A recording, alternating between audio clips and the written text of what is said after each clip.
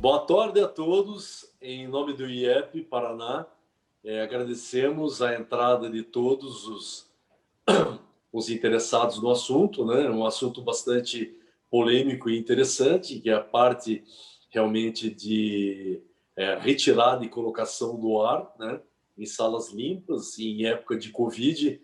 Imaginamos que, sim, seria muito importante ter esse conhecimento adicional, tanto na Câmara de Mecânica, né? E Tecnologia Mecânica, como também na Câmara de Arquitetura, ambas as câmaras do IEP. Tá?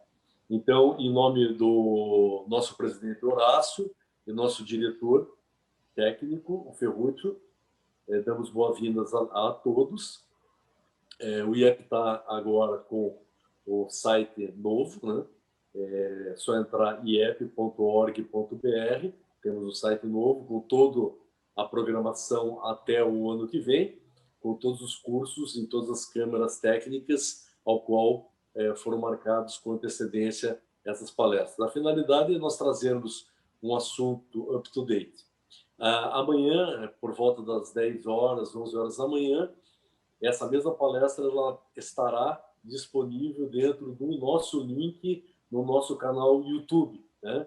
Então, IEP Paraná, é só digitar dentro do YouTube IEP Paraná, nós temos um canal lá dentro, e é esse link vocês podem ver em qualquer momento necessário, né? Ou repassar esse link para outras pessoas.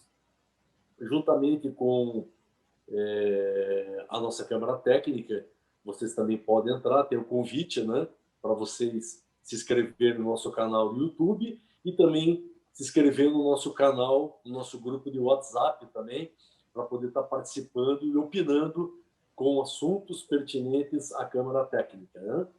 Ok? Então, agora passamos a palavra para o nosso coordenador da Câmara Técnica de Mecânica, que é o Giancarlo Fedalto, que vai fazer a apresentação do nosso palestrante de hoje, bem como gostaríamos que todas as perguntas, na parte superior da tela de vocês, tem uma aba QIA, Question and Asks, ali faça a sua pergunta. Então, a palestra vai começar às 17, vai terminar às 18, e das 18 às 18h15, eu serei o moderador para as perguntas. Então, faça sua pergunta na aba QIA, que eu vou ler o nome de vocês para o palestrante, e o palestrante vai estar respondendo cada uma dessas perguntas. Boa tarde a todos. É um prazer recebê-los nessa reunião, nesse talk. Nós temos hoje o engenheiro mecânico Jurandir Januário. Ele tem 21 anos de experiência na área comercial e parte de desenvolvimento e nacionalização de produtos. Eu espero que todos vocês aproveitem a experiência dele e, bem, eu vou deixar que o próprio Jurandir, digamos, fale da sua experiência em todos, digamos, esses 21 anos. Muito obrigado. Jurandir, sua palavra. Eu gostaria, antes de começar a apresentação, gostaria de agradecer a oportunidade do IEP. Né? Houve uma aproximação através de um amigo meu, do contemporâneo, eu fiquei muito feliz aí com o convite. E espero que seja produtivo, né? Que seja um material que o pessoal faça bom uso. E, de antemão, a gente já se coloca à disposição para participar outras vezes e tirar dúvidas além aí dos 15 minutos finais da apresentação. Então, da nossa parte, da minha parte, vocês podem ter certeza que existe uma motivação muito grande para estar colaborando com o IEP. Certo?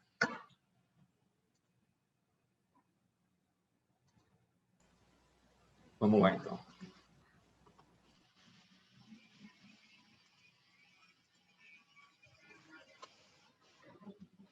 Tudo ok com a tela? Conseguem ver?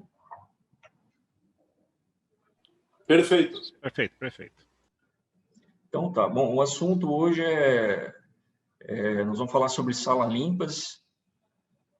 Todo o empreendimento sala limpa, né? Não só a parte de tratamento de ar, então, todas as características que são envolvidas aí na construção de uma sala limpa, todos os cuidados, etc. E a gente resolveu acrescentar também, como um acordo aí com o Moura, uma parte de renovação de ar para processos industriais específicos, que, enfim, com o advento do Covid, aí acabaram surgindo algumas necessidades pontuais para renovação de ar em alguns ambientes que, entre aspas, estavam sendo esquecidos aí, né? E eu acho que vale a pena, vai ser interessante passar isso para o pessoal também, essa mensagem, tá bom?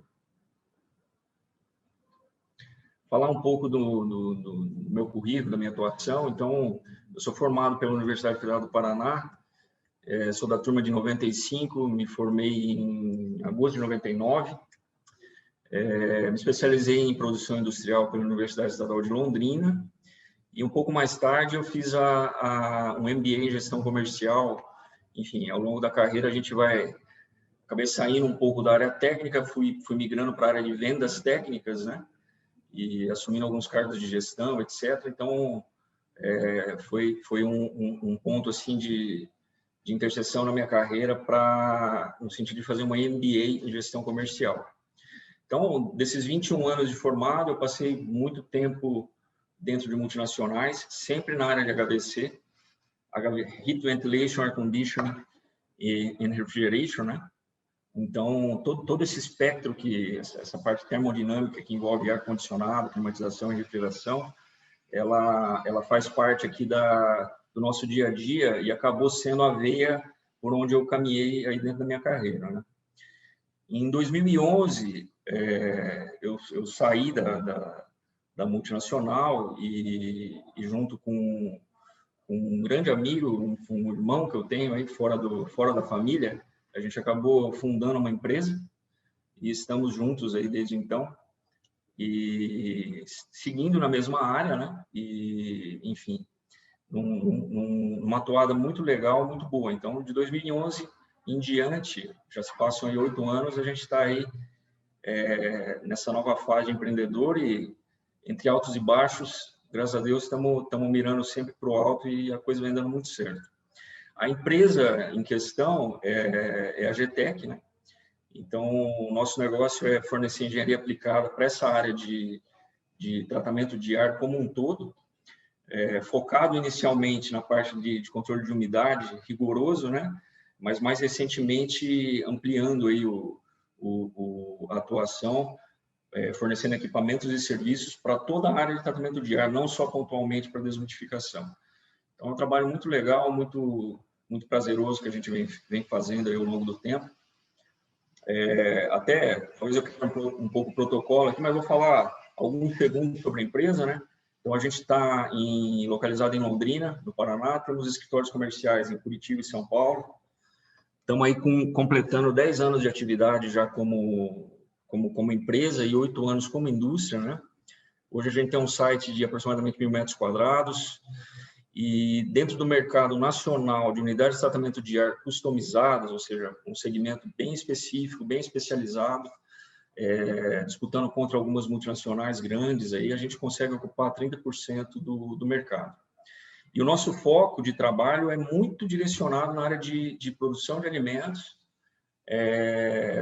em toda a cadeia do frio. Então, desde a produção lá dentro do frigorífico até a distribuição no centro de distribuição. Esse é o nosso core business, né?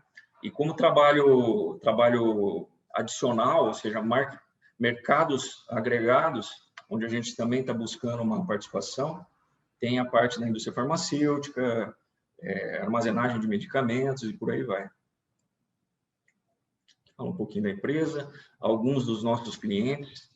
Então, estamos bem capilarizados, estamos dentro de grandes clientes aí, uma participação recorrente ao longo dos anos aí.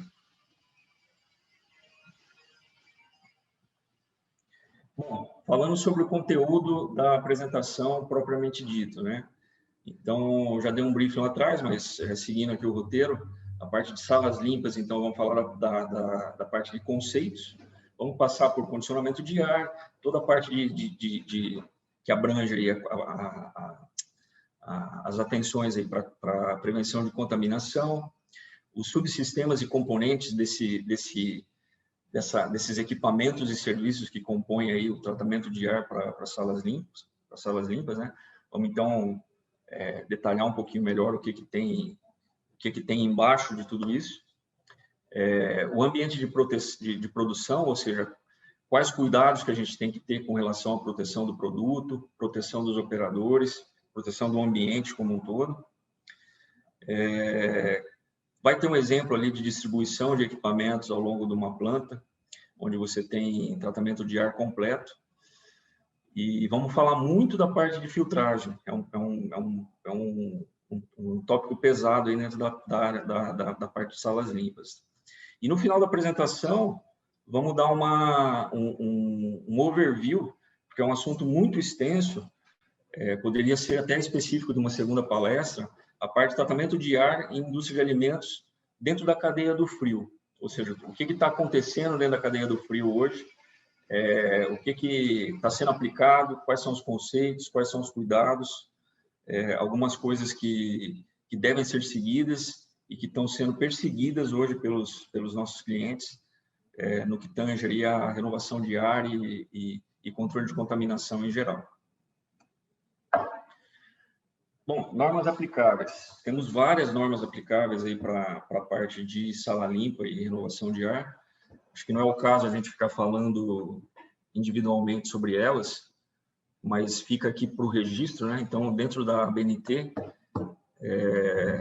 a gente tem talvez aí umas 10 normas aí que são correlatas aí ao assunto de sala limpa e tratamento de ar.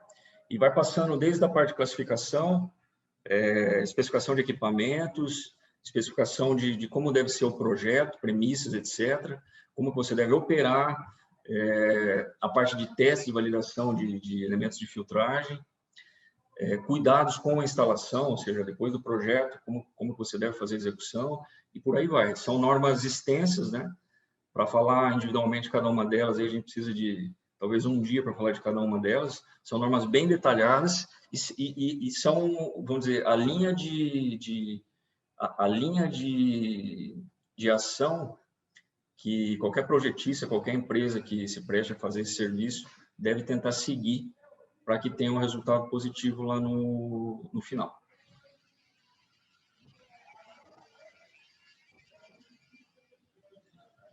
Dando sequência aí, som.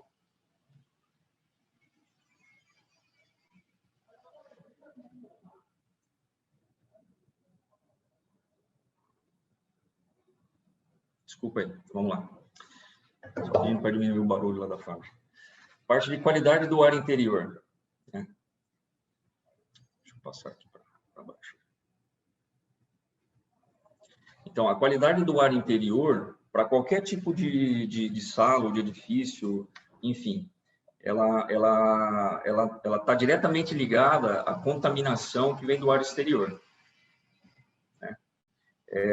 Diretamente ligada também à eficiência do sistema de HVAC, ou seja, como que eu estou fazendo esse tratamento de ar, no sentido de remover os contaminantes, ou seja, que tipo de filtro que eu estou usando, a quantidade de filtro que eu estou usando, qual que é a malha de filtragem, etc. E também das atividades realizadas internamente. Então, eu tenho um efeito externo, ou seja, uma vez que eu tenho que pegar um ar externo e jogar para dentro do ambiente, então eu tenho um efeito externo do que tem nesse ar que está vindo de fora. Tem um efeito interno, ou seja, quais são as sujidades ou os resíduos que estão sendo gerados internamente no ambiente. E no meio do caminho eu tenho o sistema propriamente dito de tratamento de ar. Ou seja, como que esse sistema atua entre o externo e o interno de forma a equilibrar e garantir que eu tenho uma qualidade de ar interior condizente com a aplicação. Aí a parte de condicionamento do ar. Condicionamento do ar é um termo bem amplo, vamos dizer assim, né? Então, quando a gente fala de condicionamento do ar, a gente está falando de vários processos termodinâmicos e físicos que acontecem quando o ar passa através de um aparelho e quando é transportado de um ambiente para outro, vamos dizer assim, né? Então, entre esses processos, a gente cita a parte de aquecimento, a parte de resfriamento, a parte de umidificação, a parte de renovação, ou seja, a tomada do ar externo para ser inserido dentro do ambiente, a parte de filtragem, a parte de ventilação, ou seja, como que eu distribuo esse ar lá dentro, como que eu movimento o ar dentro do ambiente, como que eu circulo, como que eu garanto que a distribuição está homogênea. A parte de desumidificação, que é um item muito importante, principalmente para processos produtivos muito íntimos aí das aplicações com salas limpas, né? E a pressurização do ar, que é um item crítico também, né? Ou seja, como que eu monto a cascata de pressão de forma que eu garanta a movimentação do ar ao longo dos ambientes de forma correta. Tá? Então, o condicionamento do ar é um tema bem amplo e envolve várias especialidades dentro da termodinâmica e da parte de filtragem também. Separando um pouco os assuntos, né? Ou seja, eu falo de condicionamento do ar, ok, mas eu posso falar de condicionamento do ar para conforto e para processo. Quando a gente fala para conforto, nós estamos falando de um condicionamento de ar para um ambiente de escritório, para um ambiente, um shopping, para um ambiente comercial, vamos dizer assim, né? E eu tenho determinados tipos de equipamentos que são usados para esse tipo de aplicação.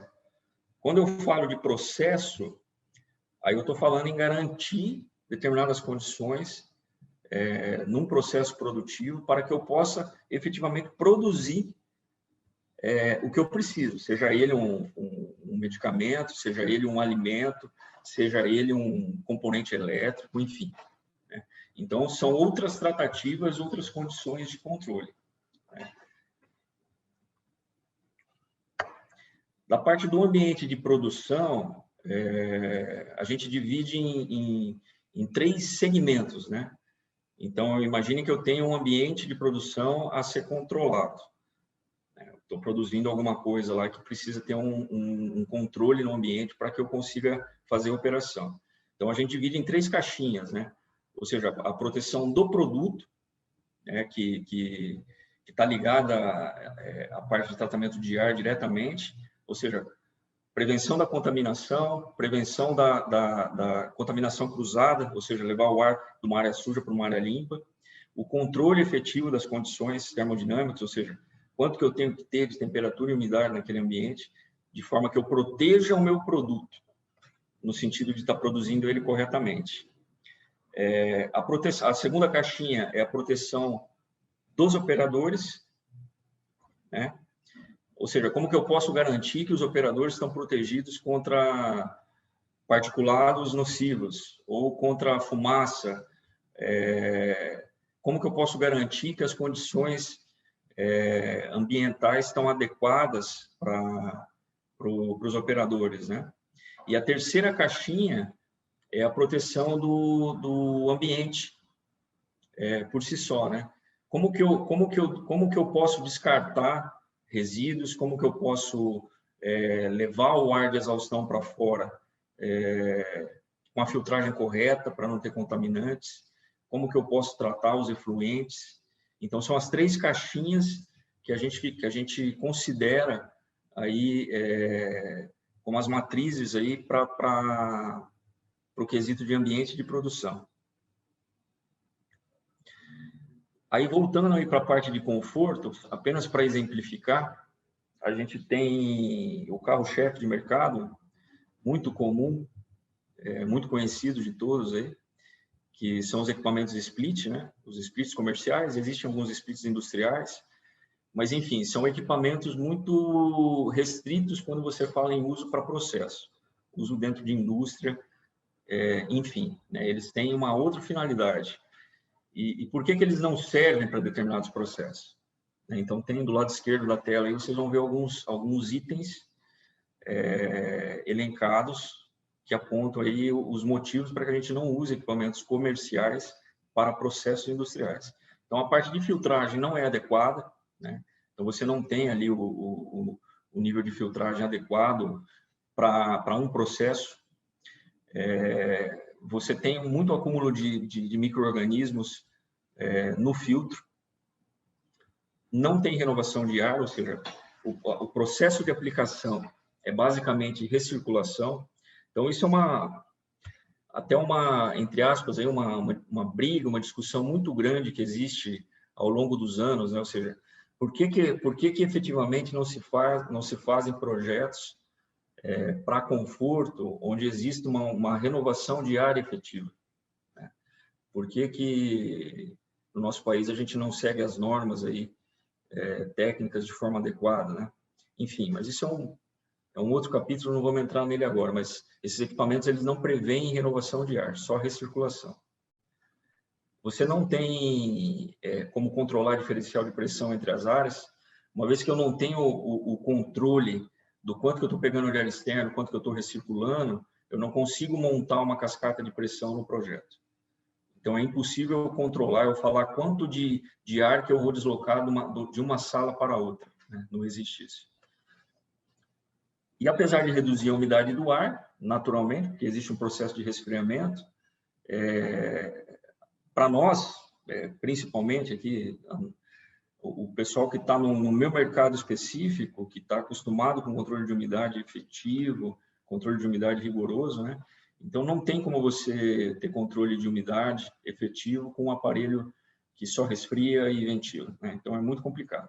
Então, para usos comerciais, ok, com algumas restrições aí de renovação, mas para usos industriais e para processos, não está ok. Né? Então, entrando agora diretamente no conceito de sala limpa. Né? O que é uma sala limpa em termos conceituais? Basicamente, a gente está se referindo a ambientes controlados que servem para serem realizados testes ou fabricação de produtos, né? No qual a contaminação por partículas pode interferir no resultado final.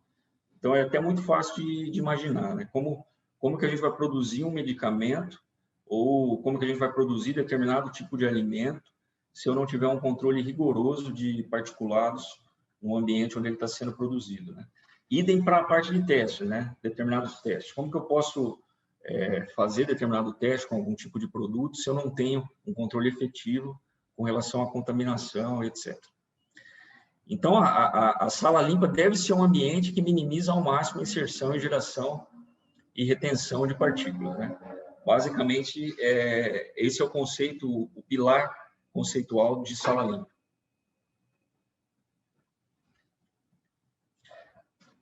Aí, indo um pouquinho mais fundo aí na parte conceitual, é extremamente fundamental para as indústrias, né? Porque é um ambiente onde a gente tem um controle total ali dos parâmetros, ou seja, eu tenho como monitorar, tenho como medir, registrar e monitorar os parâmetros envolvidos ali no processo, normalmente temperatura, umidade, pressão e a quantidade de particulados em suspensão. E de acordo com essas métricas e com algumas regras, eu consigo elencar o que eu posso produzir, o que eu não posso produzir, ou o que eu tenho que adequar dentro desse ambiente, em termos de filtragem, em termos de controle de temperatura, umidade, para que eu possa fabricar determinado produto, entregar um produto para o mercado que tenha qualidade e segurança para o consumidor, né? É muito comum em laboratórios, então 100% dos laboratórios vão ter ambientes controlados, vão ter salas limpas, 100% das indústrias farmacêuticas vão ter salas limpas. Acredito que 90% das indústrias de alimentos, seja para controle de qualidade, seja para produção, vão ter salas limpas, né? Idem para a indústria química, idem para a indústria de bebidas, cosméticos, eletrônicas, né? Centro de pesquisa, parte de hospitais, enfim. O leque é muito abrangente aí onde a gente encontra esse tipo de construção. Falando da parte de materiais aplicados na construção de salas limpas, também tem determinadas regras que devem ser seguidas, né? E existe uma tabela aí na tela, né? Vocês podem ver, do tipo de material que é indicado para uso construtivo e qual que seria a aplicação, a utilização desse material. Então, é muito comum a gente encontrar memoriais aí que exigem equipamentos, rede de distribuição de ar em aço inox, né? Aço galvanizado pintado com restrição, então ali está falando ali de revestimento de paredes, né? Então é uma aplicação com restrição e por aí vai, né? Alumínio, enfim, tem tem determinadas características construtivas que a gente tem que respeitar e determinados materiais que devem ser respeitados. Não pode fugir disso, né? E o porquê, né? Porque tem a ver com a parte de limpeza da sala e a parte de resistência dos materiais. Então, tem que ser uma sala preparada e adequada para determinadas situações aí que não são comuns para outros tipos de sala. Agora, entrando aqui na parte de tratamento de ar para processo. Então, a gente falou um pouquinho de tratamento de ar para conforto, né? Equipamentos simples, equipamentos comerciais, equipamentos aí de fácil acesso do ponto de vista de aquisição, né? Estão disponíveis no varejo, etc. e tal. E agora a gente vai entrar na parte de tratamento de ar para processo mesmo. E vão haver diferenças, né? Vamos começar a falar delas agora. Então, que tipo de equipamento que a gente usa para processo? Tratamento de ar para processo industrial. São equipamentos que a gente chama comercialmente CTA ou UTA, Unidade de Tratamento de Ar. Basicamente, é uma estrutura, uma caixa de ar com características construtivas específicas, onde dentro dela tem módulos e cada módulo tem uma função no processo de tratamento de ar. Então, ali a gente segue na sequência, né? Então, existe uma sequência de filtros. Normalmente, na entrada, eu tenho uma sequência com pré-filtros. Na saída da máquina, eu tenho uma sequência com pós-filtros ou os filtros finais. Possuem trocadores de calor, ou seja, eu tenho que ter módulos dentro da máquina onde eu faço processo de resfriamento, onde eu faço processo de aquecimento, onde eu faço processo de umidificação, onde eu faço processo de desumidificação, né? Promovem circulação e renovação de ar, ou seja, eu tenho módulos de ventilação, e tem ventiladores específicos, características específicas para ventiladores também, diretamente ligadas ao tipo de aplicação que eu vou fazer. E aí também é uma parte legal, que a gente pode fazer uma palestra só desse assunto, porque é muito extensa a parte de ventilação. Possuem sistemas de descarte do ar, incluindo a etapa de tratamento. Então, é comum a gente ter sistemas de exaustão, caixas de exaustão com filtros especiais para tratar esse descarte de ar de forma adequada antes dele ir para a atmosfera, para o ambiente. As unidades de tratamento de ar estão preparadas para trabalhar com cascata de pressão, ou seja, existem módulos nessa unidade onde eu posso fazer mistura de fluxos de ar, fluxo de ar de retorno, fluxo de ar de tomada de ar exterior, um terceiro fluxo de ar vindo de um outro retorno, de um outro ambiente, onde eu posso colocar tudo numa caixa de mistura, direcionar internamente o que vai acontecer, e com isso saber exatamente que tipo de cascata de pressão que eu posso montar a partir da saída do equipamento. E ali fala de novo ali a parte da desumidificação, umidificação, já falei. Então, do lado direito tem algumas fotos, né? Então, acho que tem uma canetinha aqui. Deixa eu ver se eu vou conseguir aqui. Apontadora laser. Não sei se vocês vão conseguir ver. Aqui é uma unidade de tratamento de ar. A gente consegue ver alguns módulos aqui, né? Então, aqui provavelmente é o retorno do ar. Deve ter uma caixa com filtros. Aqui deve ter um módulo de ventilação. Aqui deve ter um trocador de calor para resfriamento, aquecimento. Enfim, a rede de distribuição de ar aqui isolada. Aqui, novamente, né, sempre numa área técnica, construção bem, vamos dizer, bem criteriosa, né? Tem que ter muito cuidado. E aqui um esquemático de como que seria, né? Do lado direito, sala de produção. Do lado esquerdo, a unidade de tratamento de ar. Então, a unidade de tratamento de ar, vocês veem aqui, estou pegando o ar de retorno aqui da sala de produção, estou passando por um damper de controle de vazão, né? Aqui, na parte de cima, esse bloco é um esquemático de um equipamento para tomada de ar externo. Esse equipamento não necessariamente é desmembrado da unidade principal, né? Ele pode ser agregado junto com a unidade principal, mas também pode ser separado, enfim. Nesse caso aqui eu estou pegando, estou filtrando o ar, tem um damper para controle de vazão. Aqui eu estou misturando o ar que eu estou tomando de fora com o ar que está retornando da sala. E a partir daqui eu estou passando nos módulos internos da unidade de tratamento de ar. 2 baterias de filtro, aqui um módulo de ventilação, um módulo de resfriamento, devolvo o ar para a sala.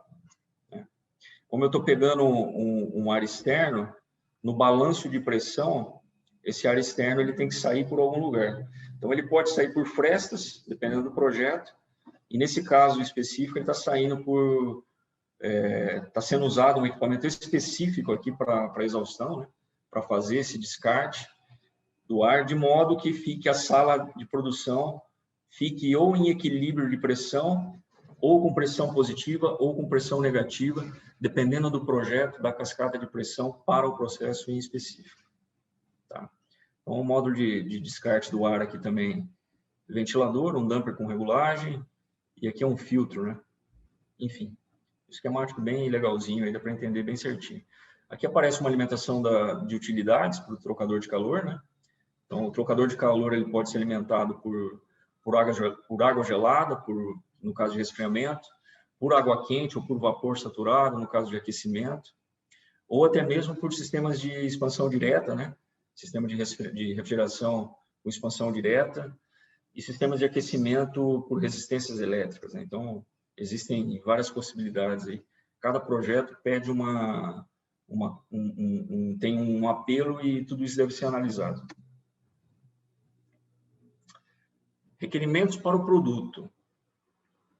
Então, para a gente decidir qual o sistema de tratamento de ar é mais adequado para determinado produto, para determinado processo, também existe um critério, né?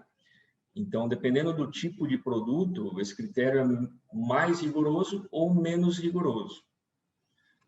Então, a gente tem um gráfico aqui do lado direito, né? A gente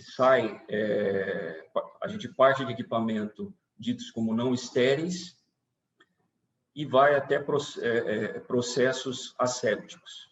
Então, conforme eu vou passando aqui da esquerda para a direita, né? Eu passo aqui por potencialmente tóxicos, estéreis, chegando a um asséptico. Cada vez que eu pulo para a direita, eu aumento o meu requerimento de proteção ao produto, o que influi diretamente no tipo de equipamento, tipo de filtro, tipo de tudo que eu vou escolher na minha unidade de tratamento de ar. Tá? Então, é muito importante ter essa visibilidade. O que serve para produto não estéril, não serve para produto estéril nem asséptico, né? E vice-versa.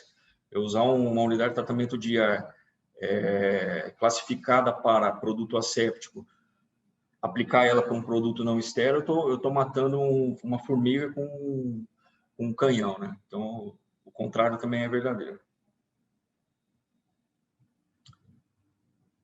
Contaminantes. Eu fiz um slide com bastante informação aqui, né? O que são os contaminantes, né? São produtos ou substâncias que não o produto propriamente dito que está sendo produzido, ou que faça parte do processo em específico, né? O que mais que é considerado como contaminante? Material particulado, material em suspensão. O que mais? Micro-organismos. E as endotoxinas, ou seja, degregados de micro-organismos e micro-organismos propriamente dito. Então, são os quatro itens aí que são as 4 divisões que são enquadrados os contaminantes. Tá? E existe uma contaminação, que a gente chama de contaminação cruzada, que é considerado um caso particular e pontual de contaminação. Ou seja, o que eu estou trazendo, eventualmente, de uma área não classificada, de uma área que não é uma sala limpa, para dentro de uma sala limpa, né? Ou seja, está havendo uma contaminação cruzada, tem que ser avaliado isso também. Não é só o que está sendo gerado internamente dentro da sala. Do lado direito, tem uma tabelinha ali classificando os particulados em suspensão na atmosfera, os que são visíveis a olho nu e os que são invisíveis a olho nu. Na parte de baixo, tem aqui o tamanho da partícula, né? que é nanômetro, também pequenininho aqui, mas enfim. Visível a olho nu, né? É fácil de imaginar, né? Então a gente tem chuva, poeira de fundição, poeira de cimento, pólen. Aí invisível, né? A gente já começa a entrar em particulados que são muito pequenininhos. Tá? Muitas vezes a gente não vê, mas a gente acaba sentindo eles ainda. E na tabela de baixo, também é uma tabela importante, né? O quanto de particulado que é gerado a partir das pessoas. Ou seja, uma pessoa sem movimentação, uma pessoa andando devagar, andando mais rápido, correndo devagar, o que ela gera de partículas que podem influenciar aí na parte de contaminação também. Então, é muito interessante ali. Quanto mais rápido você se movimenta, mais particulado você está gerando no ambiente que você está inserido.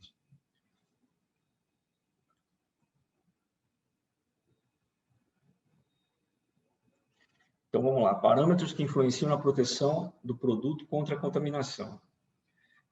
Então, o slide é bem intuitivo, né? Do lado direito eu tenho o tratamento de ar, do lado esquerdo eu tenho o tratamento de ar, do lado direito eu tenho as medidas adicionais que não estão relacionadas ao tratamento de ar, mas juntamente com o tratamento de ar, elas se complementam de forma a definir um nível de limpeza parametrizado, né? Então, lado esquerdo, tratamento de ar. Quais os parâmetros que influenciam, né? Então, particulado em suspensão, micro-organismos, velocidade do ar, o padrão de fluxo, ou seja, se é laminar, se é turbulento, como que eu estou fazendo esse ar transitar pelo ambiente, o diferencial de pressão entre as áreas, né? De novo a cascata de pressão, anticâmaras, ou seja, se existe algum óculo, alguma sala, antessala, adjacente à sala limpa, que está servindo como um bloqueio para o ambiente, né? Filtros, um assunto extenso, né? Tipos de filtros e posição. A estanqueidade das salas e dos materiais de construção, ou seja, não adianta falar que vai fazer uma sala limpa de madeira que não vai dar certo, né? Tem que tomar cuidado com o tipo de material para garantir estanqueidade, garantir rigidez e ser compatível com o propósito, né? E a minimização de dispersão de pós, segregação e sistema fechado. O que é isso aqui? Velocidade do ar dentro do ambiente, né? De novo, a cascata de pressão, se eu tenho pressão positiva ou negativa, jogando particulados de uma área para outra, enfim. E as medidas adicionais que não estão relacionadas ao tratamento de ar, estão do lado direito do slide, sanitização e higiene, treinamento, sempre muito importante, né? Treinamento do pessoal que está trabalhando ou que está operando dentro dessa sala, instalações e equipamentos adequados em geral, de novo, né? Não dá para pôr um ar-condicionado split dentro de uma sala limpa. Os procedimentos, né? Treinamento está intimamente ligado com procedimento. Então, o que eu tenho de procedimento para movimentação de materiais, para entrada e saída de pessoal, né? E também procedimentos com relação à limpeza e sanitização. Existem procedimentos específicos para isso, dependendo do processo. Eles variam dependendo do processo, dependendo do produto. Entrando numa parte mais um pouco mais técnica, né, classificação das áreas aí. Então, dentro das normas existentes, então a gente tem normas da OMS, normas da ABNT e normas da GMT. Então, para a mesma classificação, eles dão nomes diferentes, né? É muito comum a gente usar as normas ISO aqui no Brasil, por conta da ABNT, né? Mas, enfim, em repouso e em operação, né? Do grau A para o grau D, sendo que o grau A é o mais tranquilo, vamos dizer assim, e o grau D é o mais rigoroso em termos de controle. Aqui na parte de baixo a gente tem uma amostragem aqui, que são quantidades de particulados ou de micro-organismos por metro cúbico. É um índice que eles usam aqui, né? Então, se eu tenho 200 aqui no grau D, é sinal que eu tenho que ter muito mais cuidado com filtragem, muito mais cuidado com renovação, do que quando eu comparo com o grau A, que, por exemplo, que é uma condição muito mais branda em termos de controle.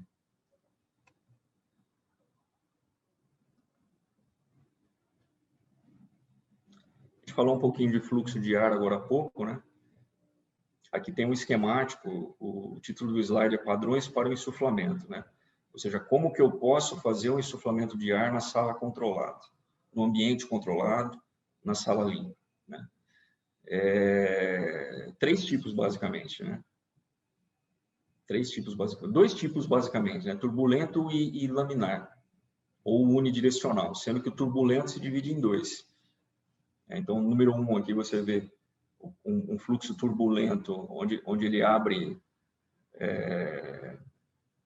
2 pontas aqui, e no número 3, ele é um pouco, o vórtex dele é um pouco diferente, né? Ou seja, eu tenho as saídas de ar pela parte de cima, então eu faço com que o fluxo turbulento, que o ar transite de uma outra forma dentro do ambiente.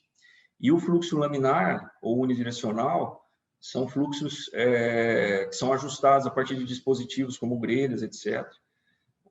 Onde eu venho de um turbilhão e passo para um fluxo laminar, que é o mais usado, inclusive, né? Número 2 aqui. Do lado direito tem um esquemático para cabine de controle, né? Eu achei legal colocar aqui também, porque ela é vamos dizer, seria como se fosse uma sala limpa plug and play, né? Então, tem aqui um esquemático de como que entra o ar externo e como que ele sai de dentro da cabine. 100% de renovação. Diferencial de pressão. Então, aqui é um assunto, ao mesmo tempo que é atrativo, é um pouco complexo também, né? Mas é muito importante para os projetos como um todo, né? Então, assim, não vale, é impossível você ter um sistema adequado do ponto de vista de funcionamento apenas com um equipamento. Então, você tem que ter um projeto, você tem que ter um dimensionamento de dutos, você tem que ter a definição da cascata de pressão, como que você vai fazer isso em toda a sua implantação, né? Então, aqui a gente para de olhar uma sala limpa individualmente e começa a olhar uma planta de processo como um todo, onde eu tenho várias salas limpas, corredores, algumas áreas que tem que ter pressão negativa, algumas áreas sujas e por aí vai. Então, aí eu começo a ter que tratar a cascata de pressão de forma adequada para fazer com que o ar transite dentro dessas áreas de acordo com o propósito de aplicação, de acordo com o produto, de acordo com o processo que está sendo colocado em questão. Então, tem alguns dados técnicos ali, né? Então, o diferencial de pressão deve ser de magnitude suficiente para garantir a contenção e prevenção de inversão de fluxo. Isso é um conceito central aí da parte diferencial de pressão, né? Ou seja, eu tenho que ter o fluxo de ar indo de um lado para o outro, seja positivo ou seja negativo, mas eu não posso ter inversão. E também não posso criar um diferencial tão grande ao ponto dessa cascata entre salas acabar virando um fluxo turbulento e eu não conseguir fazer essa cascata de forma adequada. Normalmente, o número mágico assim, para diferencial de pressão é 15 pascais e um range aceitável é de 5 a 20 pascais. Esse é o pilar mestre aí de seleção para quem está fazendo um projeto de cascata de pressão. E tem uma nota aqui, que seria o caso onde a gente está usando anticâmaras, né? Ou seja, Anticâmara eu falei um pouquinho antes para vocês.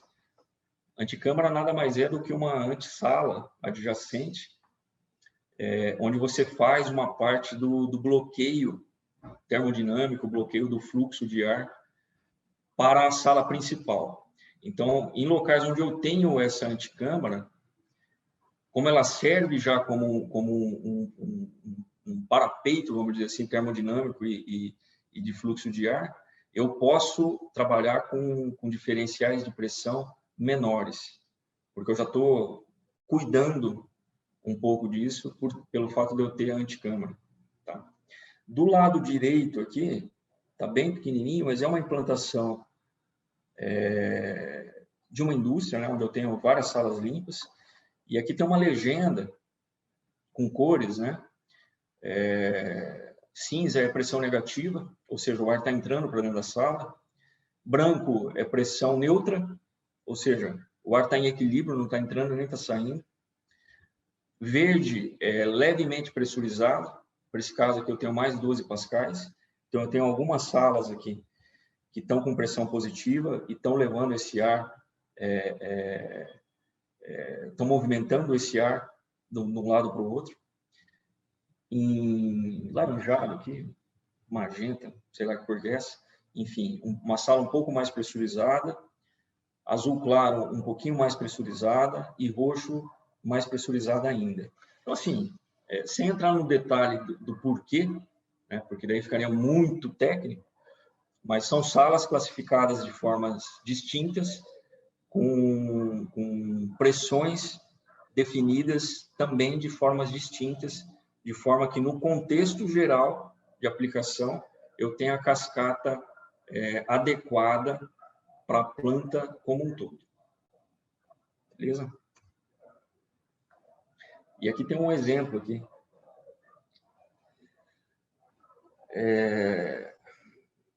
Tem um exemplo aqui do lado direito, né? E vamos falar um pouquinho do que é sistema de contenção e do que é sistema de proteção. Sistema de contenção, basicamente, eu tenho as salas uma pressão menor do que o do corredor. Então, o corredor que está adjacente aqui, eu tenho uma pressão positiva em relação às salas. Nesse cenário, eu tenho um sistema classificado como sistema de contenção. Quando eu tenho a área de produção com a pressão maior do que a pressão do corredor ou das áreas adjacentes, aí eu tenho um sistema que eu classifico como um sistema de proteção do produto. Ou seja, a sala onde eu tenho a produção do produto, ela está com pressão positiva, logo as áreas de corredor ou as áreas adjacentes não movimentam o ar para dentro dessa sala. O que acontece é justamente ao contrário. O ar ele sai de dentro da sala limpa, da sala controlada, da sala estéril, da sala asséptica, para as áreas adjacentes, seja corredor ou seja uma área anexa.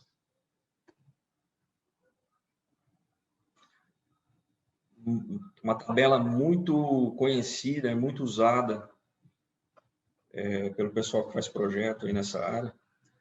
Então, que define aí a quantidade de trocas de ar que eu devo ter e de acordo com o grau de classificação da área em questão, né?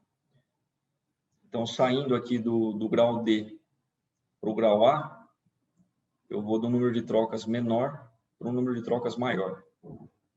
Tá? Valores de referência, né, vão variar de acordo com características físicas da sala, com o tipo de equipamento que eu estou selecionando, então é um conjunto de coisas, né? Tipo de filtro, enfim. Mas são valores de referência, são ranges abertos e dá para ter uma ideia aí do quão diferente é a quantidade de ar, dependendo da classificação da sala, né? Então, quanto mais classificada ela é, maior a quantidade de ar que eu tenho que movimentar.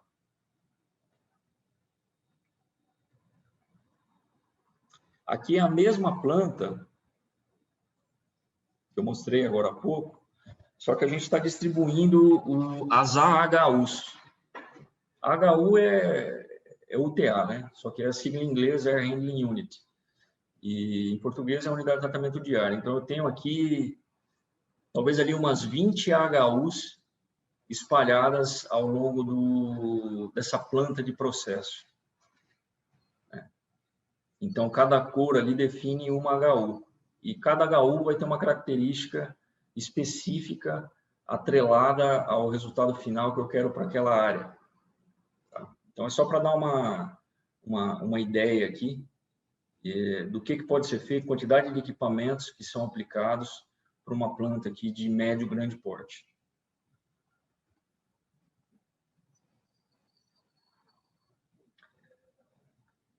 Conceitos de distribuição de ar. Também muito relevante, muito interessante, né? Então, eu tenho duas situações, basicamente. Três situações, né? Três situações, mas a terceira ela não se aplica para salas controladas. A primeira situação é onde eu tenho 100% de ar externo.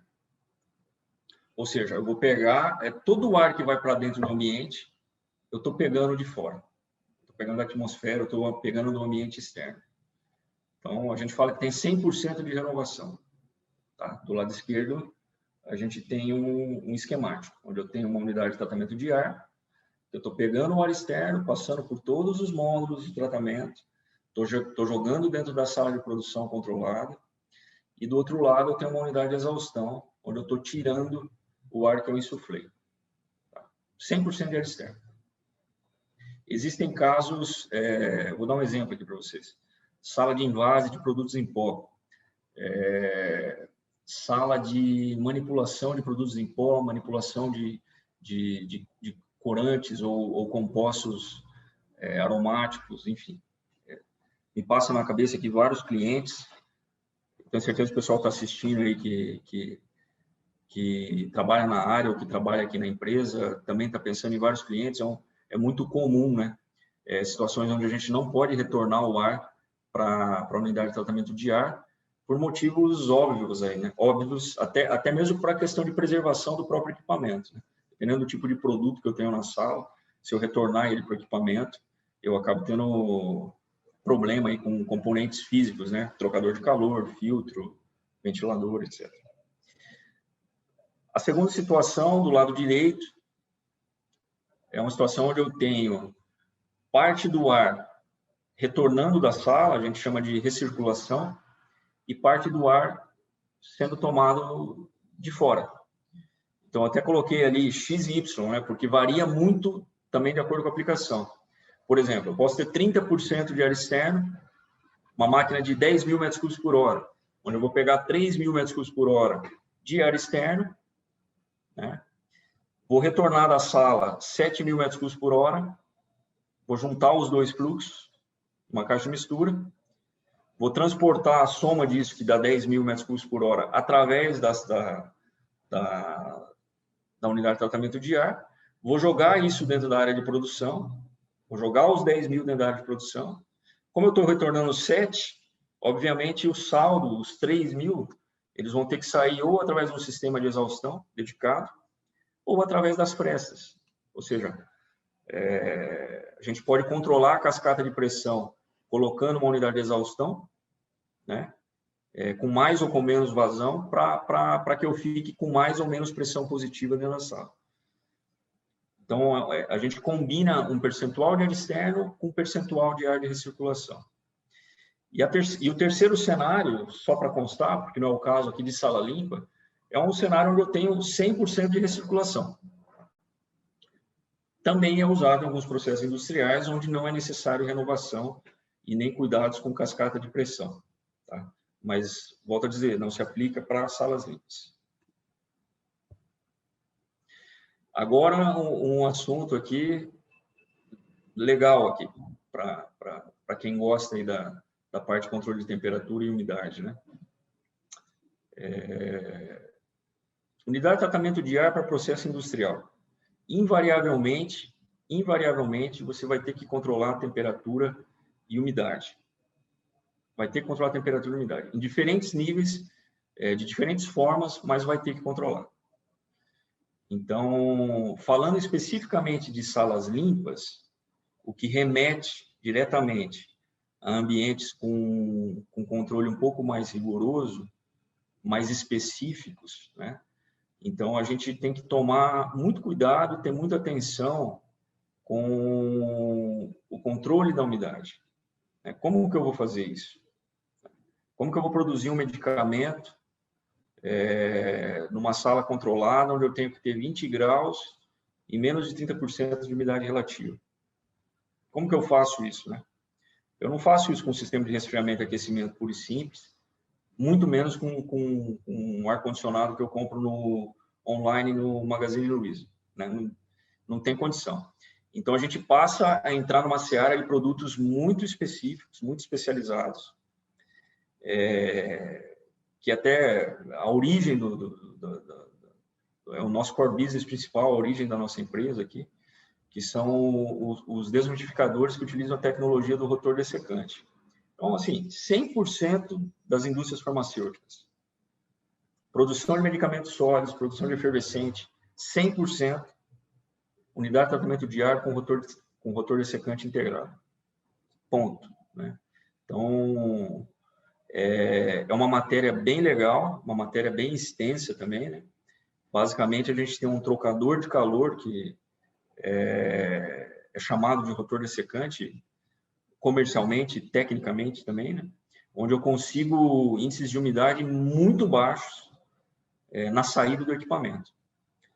Eu tenho uma altíssima capacidade de remoção de carga latente. Então, esse componente combinado com trocadores, modos de resfriamento, modos de filtragem, formam um conjunto, uma unidade de tratamento de ar bem complexa, bem engenheirada e que resolve processos aí muito interessantes e muito fascinantes. Né? Então, a gente tem casos aí de salas limpas para produção de fibra ótica, por exemplo, onde você tem que ter menos de 2 gramas por quilograma de ar seco na saída do equipamento, né? Falando numa linguagem mais clara, aí, mais familiar, talvez, para todos, né? Falando em umidades relativas aí menores do que 1%. Então, ambientes onde eu não posso ter pessoas, né? Salas muitíssimo controladas, né? E existe aplicação, não são poucas, né?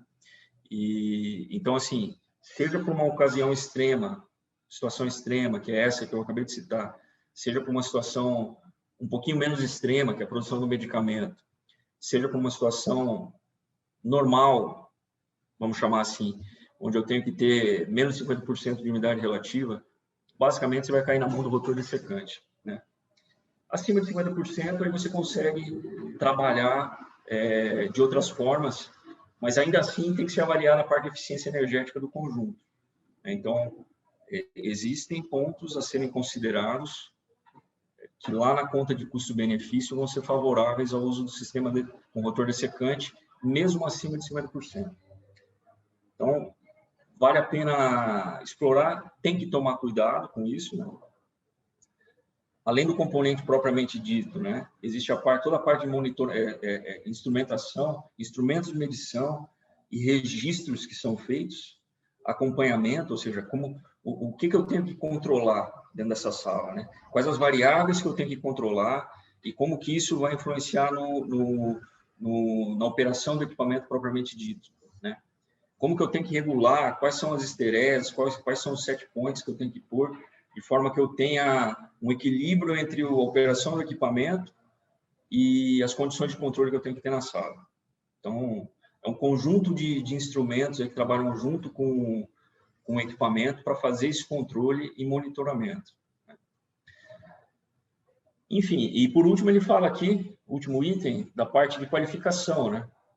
Então, qualificação é muito normal o cliente fazer essa qualificação periódica, né? Ou seja, eu estou produzindo um produto específico para um cliente específico, vou pôr um produto no mercado que é extremamente, vamos dizer, frágil do ponto de vista de exposição, né? Então, eu tenho que, periodicamente, refazer a classificação, requalificar e deixar os registros em dia para que a sala limpa, a sala de processo, tenha continuidade na operação. Filtro de ar. Filtro de ar, impossível você ter qualquer tipo de processo, seja ele menos rigoroso, médio rigoroso ou muito rigoroso, pouco, médio ou muito rigoroso, não tem como trabalhar sem filtro. O que muda, na verdade, é o tipo de filtro que eu vou usar. E falando do tipo de filtro, dos tipos de filtro, né? A gente também do menos filtrante para o mais filtrante, né? Eles são classificados basicamente em três tipos, né? Que é o filtro grosso, filtro primário, o filtro fino, que é o filtro secundário, e o filtro final, ou terciário, que é o que a gente chama de EPA, ou filtro absoluto, né? Então, da esquerda para a direita, eu tenho graus de filtragem menos rigorosos para mais rigorosos. Então, a capacidade de filtrar particulados muito menores acontecem aqui da esquerda para a direita, né? Conforme eu vou da esquerda para a direita, eu consigo ir filtrando particulados cada vez menores. E como cada processo pede é classificado e é aceito com uma determinada quantidade de particulado, obviamente, cada processo vai exigir um tipo de filtro, né? Se é uma sala mais classificada, eu tenho que usar um filtro mais classificado também. Se é uma sala menos classificada, ou se é só para proteção do próprio equipamento, dos componentes da unidade de tratamento de ar, muitas vezes o filtro grosso já resolve, né? E dentro de cada um deles, né, existe também um desmembramento, né? Então, filtro grosso, eu vou lá de G0 até G4, filtro fino, eu vou de F5 até F9, e filtro EPA, eu vou do H11 até, se eu não me engano, o H15. Tá? Vamos lá. Tá aqui a tabelinha aqui um pouquinho mais detalhada aí, para quem se interessar, né? Então, de novo aqui, né, as três...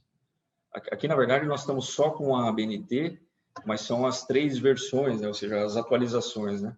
A primeira lá de 1980, a segunda de 2008 e a terceira de 2012. Primeira coluna eu tenho a nomenclatura, né? G0 até o G3 aqui no caso. Vamos pegar a última aqui, que é a mais recente, né? Em 1980 ainda não tinha o G4. Hoje o que está valendo é a 1601 de 2012, né?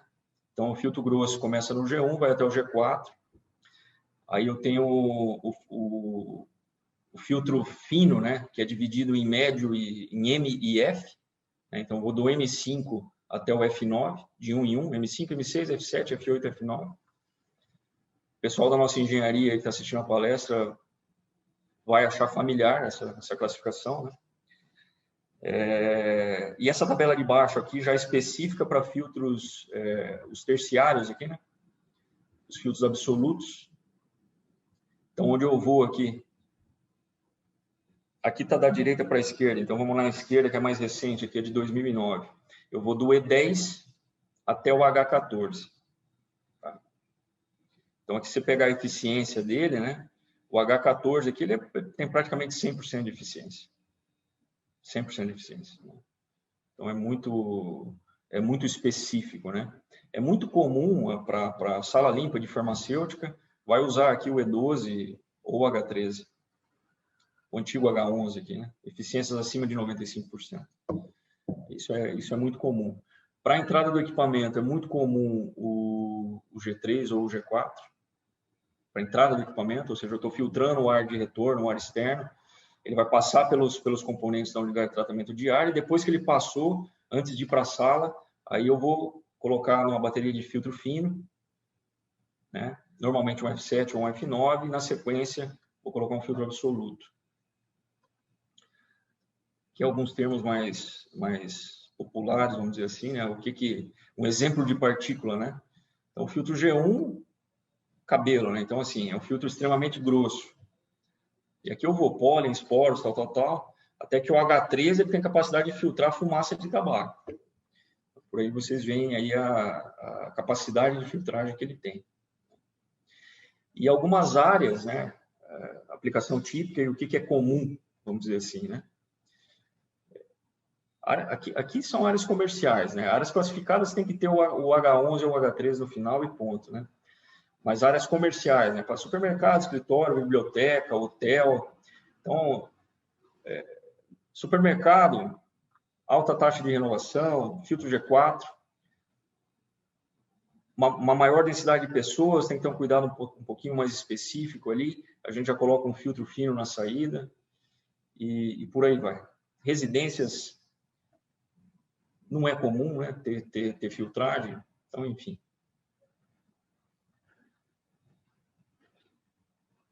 Aqui falando um pouco de ambientes não estéreis, e logo em seguida nós vamos falar de ambientes estéreis, né?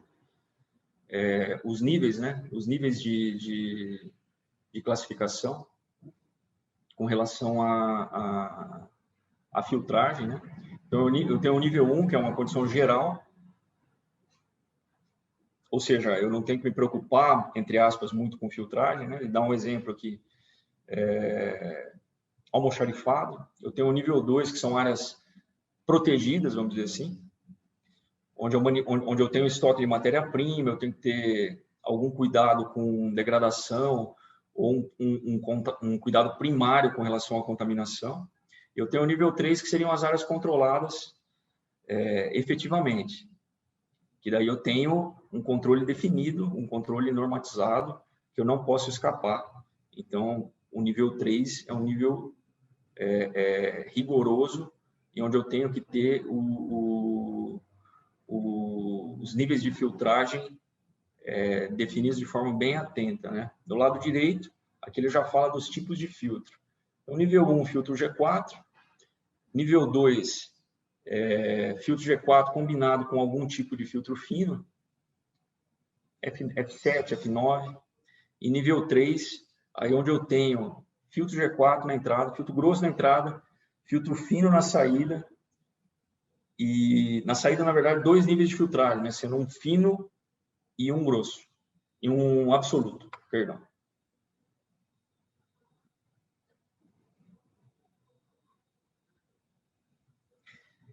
E agora falando de áreas estéreis, né? Que aqui vai aparecer o grau D. Então, assim, quanto mais aquele gráfico que eu mostrei lá atrás, né? Quanto mais classificado é o tipo de produto, então, quando eu vou do não estéreo para o estéreo, obviamente, as condições de controle de temperatura, umidade e filtragem ficam mais rigorosas. Então, aqui existem as recomendações mínimas para a filtragem e a forma de operação de cada área, né?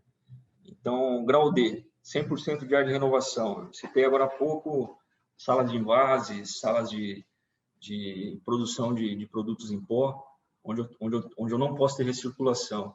Então, filtragem recomendada, G4 e F8. Áreas operando a grau D, porém com mix de ar externo e ar de recirculação. Então, aqui eu tenho que ter já G4, F8 e H13 como filtro terminal, ou seja, o último filtro do equipamento antes de ir para a sala, H13. Grau C também nos dois no cenário de 100% de renovação ou com mix de renovação e recirculação. E grau AB também, né, enfim, mais rigoroso ainda, áreas operando com ar recirculado ou 100% renovado. Uma tabelinha bem simples, bem didática, bem clara, com relação ao aumento de necessidade de filtragem, conforme eu aumento a classificação da área. Posição de instalação dos filtros em relação ao equipamento e em relação à sala. A gente já falou, né, ao longo dos slides anteriores, mas aqui tem um esquemático. Do lado esquerdo, a unidade de tratamento de ar contendo o filtro final, ou seja, É um filtro terminal. Imediatamente antes de eu insuflar o ar na sala de produção, eu passo o ar por esse filtro terminal. Um filtro EPA, um filtro absoluto, um filtro que eu garanto que eu vou ter acima de 95% de grau de filtragem, podendo chegar a 99,95%, dependendo do que tem na sala de produção. E um filtro final na posição terminal, ou seja, ele tem o filtro da máquina e ele ainda tem um filtro depois da rede de dutos que está transportando o ar lá na frente. Eu vou ter mais um filtro imediatamente antes de entrar na sala. Então, são configurações aqui de produto, infraestrutura de instalação e componentes de filtragem em relação à posição da máquina e a posição da sala de produção. O resultado basicamente é o mesmo, né? Eu vou ter um ar 100% ok do ponto de vista de filtragem para ser insuflado dentro da sala. Limpeza e manutenção. Obviamente, né, estamos falando de equipamento, estamos falando de instalação, então tem que ter periodicidade, tem que ter cuidado com a parte de manutenção. Então, aqui do lado esquerdo a gente tem alguns itens, do lado direito a gente tem periodicidade. Eu não vou detalhar, até porque o tempo já está passando um pouquinho do previsto. Mas, enfim, está aqui, tá? Para consulta, basicamente, cuidado com manutenção é importante. Se não cuidar da manutenção, o equipamento vai trabalhar de forma inadequada, o filtro vai parar de filtrar e eu perco todo o sentido do projeto. Ou seja, eu deixo de ter uma sala limpa e passo a ter uma sala descontrolada do ponto de vista termodinâmico e de filtragem. Se eu não faço a manutenção, o resultado vai ser esse. Para finalizar, bem rapidamente, falando da parte de aplicações, agora um pouco fora de sala limpa e partindo aí para outros tipos de indústria, basicamente produção de alimentos dentro da cadeia do frio, então estamos falando de frigorífico, plantas de produção de alimentos, áreas de alimentos processados em geral, né? Então, a gente tem um sketch de implantação de uma área de produção de alimentos. Do lado direito aqui, a gente tem as áreas classificadas como suja. Então, eu vou aqui imagina que isso aqui é uma planta de abate de aves, né? Então, eu vou desde a parte do abate, passa pela escaldagem, misturação, uma área suja. E do lado esquerdo, eu tenho uma área limpa, ou seja, onde eu vou efetivamente produzir, embalar e armazenar os produtos antes de ir para a cadeia de distribuição. Então, qual que é o problema aqui? A gente tem que garantir, de alguma forma, o equilíbrio de pressão entre essas áreas. Ou seja, eu não posso levar ar da área suja para a área limpa, né? Eu tenho que garantir renovação de ar para os funcionários dentro das áreas de produção, ou seja, sala de cortes, etc. E eu tenho que garantir que eu não tenho formação de gelo e condensação nas áreas de estocagem e produção. Isso está diretamente relacionado à qualidade do trabalho, acidentes de trabalho e contaminação do produto. Então, é uma aplicação muito comum e vem sendo muito cobrada nos últimos anos, e agora, pelo advento do Covid, a coisa apertou mesmo. Então, pessoal que não tem renovação de ar em sala de corte, pessoal que não tem controle de condensação em sala de produção de alimentos, em câmaras de armazenamento, ou seja, o produto está in natura, antes de ser embalado, você está ali com condensação, caiu uma gota no produto, contaminação. Então, tanto os órgãos fiscalizadores quanto os próprios clientes finais dessas empresas que produzem os alimentos, eles colocam uma série de exigências que passam por projetos de tratamento de ar. Tá? Aqui um exemplo rápido de como que a gente aplica tratamento de ar numa área de estocagem de produtos congelados e numa anticâmara de expedição, ou seja, eu estoco aqui, trago para cá depois para transportar. O problema é a formação de gelo e formação de condensação, né? E a solução é a instalação de uma unidade de tratamento de ar com a tecnologia do rotor dessecante, de forma que eu bloqueie a entrada de umidade para dentro dessas áreas e, por consequência, não tenha condensação nem formação de gelo dentro do ambiente. Aqui estão os equipamentos, a tecnologia que a gente usa para isso, unidade de tratamento de ar por rotor dessecante, junto com uma rede de distribuição de ar projetada de forma adequada para tal fim. Algumas fotos do antes e depois, então aqui você vê gelo na entrada da estocagem, aqui você vê depois da aplicação do equipamento, condensação no teto, água no piso, contaminação para todo lado aqui, e aqui depois da colocação do equipamento. Então, muito legal, um assunto bem legal também, e uma aplicação que está numa crescente muito grande. A necessidade desse tipo de aplicação dentro da indústria de alimentos, ela vem crescendo, assim, exponencialmente. Área de escaldagem e depenagem, né? Então, aqui, o problema já é outro, né? Ou seja, não tem que garantir que não forme condensação, que não forme gelo, até porque não é uma área com temperatura abaixo de 10 graus, né? Não é isso. Mas aqui eu tenho que garantir a renovação de ar de forma que eu consiga ter a taxa de renovação para o processo, nesse caso, escaldagem e depenagem, e, em paralelo, a gente tem um controle de temperatura efetivo para os funcionários, né? Então, aqui tem um exemplo, um projeto que foi feito, onde a gente mesclou unidades de insuflamento e exaustão com ventiladores axiais, ligadas com unidades de tratamento de ar em bypass para fazer o resfriamento. Dessa forma, a gente otimizou, ou seja, rebaixou um pouco a temperatura do ar que está sendo insuflado nessas áreas, melhorou a condição do ambiente para os trabalhadores e garantimos a quantidade de ar que eu estou insuflando e exaustando, ou seja, estou garantindo renovação e estou garantindo qualidade de temperatura para o pessoal que está trabalhando. Equipamentos que são usados, unidade de tratamento de ar com módulo de resfriamento para climatização, ventiladores centrífugos, insuflamento e exaustão, sistemas mais simples, com ventiladores axiais. Aqui eu estou encerrando, quero agradecer o César, nosso diretor de engenharia de aplicação, junto com o Alex, me subsidiou as informações aqui para que a gente montasse essa palestra, tá?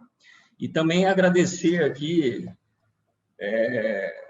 as referências que constam na apresentação do Nélio César Aquino, apresentação da Anvisa, muito legal, muito completa, né? Com várias informações. Então, tudo isso que foi apresentado aqui foi um final de um trabalho que foi feito por essas pessoas. E obrigado pela participação de vocês. Fica aí o contato, fica aqui telefone, e-mail, e novamente agradecer o IEP, o Moura, o Bruno, o pessoal que interagiu comigo aí nos bastidores para que a gente fizesse isso acontecer. Parabéns, Jurandir, excelente apresentação, gostei bastante, tá? Agora temos pouquíssimo tempo para as perguntas. Temos algumas perguntas. Desculpa, eu não controlei o tempo aqui, falei demais. Mas vamos lá. Não, ok. Assim a coisa funciona. O assunto é vasto, interessante. Você tentou, numa maneira condensada, passar os princípios que norteiam a tecnologia. O André pergunta aqui, Jurandir, nos casos onde tecnicamente os produtos não podem retornar para o equipamento, sistemas com renovação de ar, e também nos casos com mistura de ar, por que o retorno não vem após a unidade de exaustão? Não seria um ar mais limpo? Que assim, a unidade de exaustão, basicamente, ela serve para exaurir o ar, né? Então, acho que a pergunta do André é assim, vou pegar um ar filtrado pela unidade de exaustão e vou retornar para a CTA.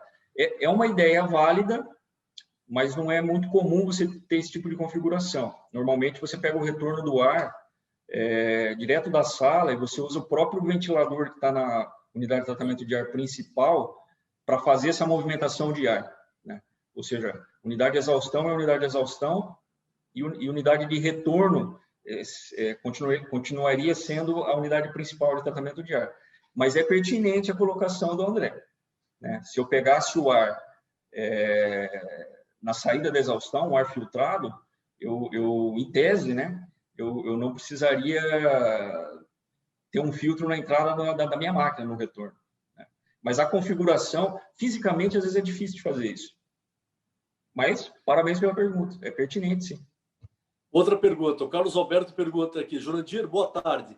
Quais os equipamentos mais utilizados para monitoramento da pressurização das salas? E este monitoramento é realizado continuamente ou em períodos? Aí depende de cada projeto. Normalmente você coloca sensores de diferencial de pressão, que medem pressão de forma absoluta, né? Dentro e fora do ambiente, e você cria ciclos de registro. Então, seria um monitoramento contínuo, mas você pode definir o período de ciclo, né? Ou seja, a cada 1 hora eu vou tirar o registro do diferencial de pressão, ou a cada minuto eu vou tirar o registro de diferencial de pressão. Né? Isso também acontece na máquina, né? Ou seja, existem dispositivos de controle de diferencial de pressão de filtro para a máquina, onde eu consigo monitorar e gerar alarmes que me indicam que o filtro está sujo, por exemplo, né? E também da mesma forma, né? Até mesmo do hardware que você tem disponível, a quantidade de registros que você pode fazer, ou se for físico, né? Um hardware, um HD físico, ou se for um monitoramento online, aí fica mais fácil, né? Porque você pode ter registros através de planilhas e tal continuamente. Mas não existe um padrão, não existe um padrão. Perguntar um número para mim, eu diria que um monitoramento de hora em hora estaria ok, para a parte de cascata de pressão. O Carlos Alberto continua a pergunta: qual marca, modelo e fabricantes mais utilizados, Jurandir? Olha, vamos falar assim, unidades de tratamento de ar por rotor dessecante. Basicamente, existem 2 empresas de primeira linha no Brasil. Uma delas é a nossa, né? A outra é a Munters. Existem outros players, mas enfim. E unidade de tratamento de ar sem rotor dessecante, eu coloco a nossa empresa como uma de primeira linha também. E você tem Trox, você tem a Systemair, você tem... Aí já numa interseção entre comercial e industrial, você tem a própria Berliner Luft, enfim. Mas eu não posso falar muito, porque ou eu falo muito do meu produto, ou eu falo muito do meu concorrente. Mas, a grosso modo, são sei lá, 5 players aí na parte de tratamento de ar em geral, para salas limpas, né? Você parte para a indústria em geral, ventilação e exaustão, aí você tem um universo enorme, né? Mas aí vai também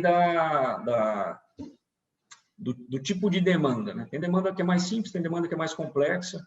A nossa filosofia, a nossa empresa trabalha com produtos engenheirados e com produtos A e B. A gente não sai disso, enfim, até pela própria exigência dos nossos clientes. Então, basicamente isso. GTEC e Munters para rotor dessecante, GTEC, Systemair, Trox, Traidos está junto com a Systemair hoje, enfim, são os players aí que estão fortes no mercado e têm produtos de qualidade. Ok. Jurandir, a ABMEC, a Associação Brasileira de Engenharia Mecânica Regional Paraná, está perguntando a questão do rotor dessecante. É o mesmo sistema utilizado de moléculas CIVs, onde você está usando um vaso de moléculas CIVs e enquanto está regenerando o outro, tal como é feito na eliminação do condensado do ar comprimido, ou não? É similar. É similar. Só que na verdade ele é um imagina que ele é uma roda, uma roda estruturada em forma de colmeia, você tem canais ali, e essa roda ela é impregnada com um componente dessecante. Basicamente, mais de 90% é silica gel e 10% são outros compostos. E essa roda ela fica dentro da unidade de tratamento de ar e ela gira durante a operação. E daí você tem 2 circuitos fisicamente separados dentro. Um você está desumidificando e no outro você está regenerando, em contrafluxo, geralmente em contrafluxo. E daí você tem um sistema um meio de aquecimento que vai servir para esse contrafluxo regenerar continuamente essa roda. Então, quando ela gira, você está sempre tirando a umidade do ar de processo e regenerando na outra câmara de regeneração. Ela vai girando e continuamente ela vai ficando apta a reabsorver. Absorve de um lado, regenera do outro, continuamente, lentamente, né? A gente está falando aí de, sei lá, 10, 15 RPH, então é bem devagar, que é desgaste mecânico muito pequeno. E tem uma característica própria ali, construtiva, né? Que padrão já do produto, para não ficar também toda vez tendo que fazer uma engenharia em cima disso. Normalmente é 3/4 e 1/4. 3/4 para o ar desumidificado, 1/4 para o ar regenerado. Mas é a mesma metodologia com outra característica construtiva mecânica, vamos dizer assim, né? Para o ar comprimido. O ar comprimido tem que ser desse jeito, porque eu não tenho como passar um ar comprimido num rotor de sílica gel, porque ele não aguenta a pressão do ar comprimido, né? Então, ele é feito dessa forma aí que o pessoal da BMEC colocou. A BMEC está perguntando também o seguinte, Januário, a BMEC está colocando também o seguinte, aqueles filtros da Munters, eles são considerados para aviários primários, secundários ou terciários? Então, esse aí é uma pena que o André não pode falar aí com a gente, mas esses, na verdade, não são filtros, né? Eles acabam fazendo a função de filtragem, mas eles são painéis com uma base de celulose, tratados e tal, onde eu faço... Eles são... O conceito deles, ele nasce para fazer o resfriamento evaporativo do ar. Então, é muito usado em aviário. Então, você coloca uma parede de painel de um lado do aviário e exaustores do outro lado. De forma que você cria uma pressão negativa aqui do exaustor e faça o ar de fora passar por essa parede onde estão os painéis, resfriar o ar e resfriar o ambiente e ser exaurido do outro lado. Eles filtram. Classificação de filtragem, eu acho que é abaixo de G1. É filtro bem grosso. E assim, trabalho de anos comercialmente bem feito aí da Munters. Eu sou ex-funcionário da Munters, tem algumas pessoas na palestra que também são, mas existem, é igual o Bombril, né? O pessoal chama de filtro Munters, mas não é filtro Munters, né? Tem outros fabricantes de primeira linha, Comfortcell, enfim, que são players aí que estão no mercado tão bons quanto. Tá. A BMEC pergunta, Jurandir, a Anvisa está exigindo nos processos produtivos a colocação de equipamentos bactericidas, fungicidas e viricidas, no sentido da Covid, principalmente, nesse conceito de sala limpa. Como é que está sendo feito isso hoje numa situação de pandemia? Não foi feita uma mudança de regra formal, né? Não existe uma normativa, uma exigência. O que existe é um movimento dos fabricantes no sentido de adicionar o componente germicida, lâmpada germicida, ou seja lá o que for, agregados nas unidades de tratamento de ar, de forma a garantir a eliminação do Covid. Mas existem algumas divergências com relação a isso, né? Por exemplo, eu vou jogar um ar esterilizado sem Covid para dentro do ambiente. Aí eu vou retornar uma parte desse ar. O ar passou pelo ambiente. Lá dentro tem alguém que está com Covid. O ar vai retornar com Covid para minha máquina. Então, eu teria que ter na entrada, na saída. Então, existem alguns conceitos de projeto que daí vai da cabeça de cada fabricante, né? E do convencimento do fabricante para o cliente final, que devem ser considerados. E não existe uma exigência, uma regra. Tem um movimento muito grande, mas o que eu percebo é assim, está sendo muito cobrado a renovação de ar. Ponto. Isso não existia antes. Não existia. Muito raro. Então, a norma de renovação, ela realmente está sendo fiscalizada e seguida de forma mais rigorosa agora por conta do Covid. Talvez vocês não se lembrem, mas teve a ocasião do ministro lá, não me lembro o nome agora. Sérgio Mota. Exatamente, do prédio doente e tal, que ele morreu lá e tal, por causa de falta de renovação. Aconteceu, existe a regra, 90% dos casos não se aplica. Então, às vezes tem que vir uma pandemia assim, para o pessoal começar a prestar um pouco mais de atenção. Inclusive nos prédios do Senado, né? No Senado, na Câmara dos Deputados Federais e no STF, o PMOC da ABMEC de Brasília nos mandou, acho que ontem, antes de ontem, a documentação dizendo que todas as normas e as limpezas já foram executadas. Aí. Parabéns, né? Que bom. Tem que ser assim. Muito bom. Legal. Jurandir, ao avante da hora, nós queríamos ainda ficar mais 10, 15 minutos tirando uma série de dúvidas. Não existem mais perguntas, mas a ABMEC gostaria de perguntar um monte de outras perguntas, mas infelizmente não temos mais tempo, né? Porque agora a Valdirene tem que apressar, porque vai ter uma apresentação às 19h e nós vamos ter que realmente finalizar essa. Em nome do IEP, eu agradeço a excelente apresentação, né? E amanhã teremos um novo assunto com você também, né? Na parte de refrigeração, né? Centrais amanhã de criogenia. Vamos sair da água e vamos para o vinho amanhã. Com certeza. E amanhã, de repente, quem sabe a gente tira as dúvidas que ainda ficaram da apresentação de hoje. O Giancarlo quer fazer um comentário também. Pois não. Bom, Jurandir, parabéns. Olha, foi realmente uma aula de engenharia. Muitos parabéns mesmo, foi algo muito interessante. Eu fiquei muito admirado com o seu trabalho. Parabéns mesmo. Obrigado, Giancarlo. Olha, eu fiquei empolgado com o que você apresentou, sabe? Realmente... É um assunto interessante para o momento, né? Um assunto muito interessante. Eu só transmiti o conteúdo, né? Um conteúdo que foi trabalhado aí com várias mãos aí e nós temos uma equipe muito boa por trás aí. E assim, talvez o meu mérito tenha sido transmitir de forma adequada, mas parabéns para as pessoas aqui que estão junto comigo aqui também. Mas parabéns, realmente eu vi um trabalho realmente empolgante. Eu achei sensacional Obrigado, mesmo, bem atual. Isso aí é tecnologia, independente da live aqui, os contatos estão compartilhados e a equipe toda, a empresa, nós estamos à disposição. Eu sou um entusiasta desse relacionamento com o Instituto de Engenharia do Paraná, sabe?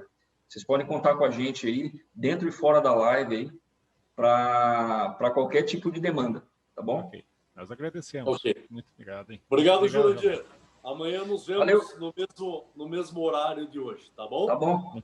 Obrigado, Beleza. Um abraço, Giancarlo. Sucesso abraço a todos. Obrigado, participantes, por terem participado novamente no IEP Talk. Amanhã temos um outro assunto do IEP Talk na parte de criogenia e a parte de refrigerações com central de amônia. Um abraço a todos e até amanhã. Até amanhã. Obrigado. Até amanhã. Obrigado.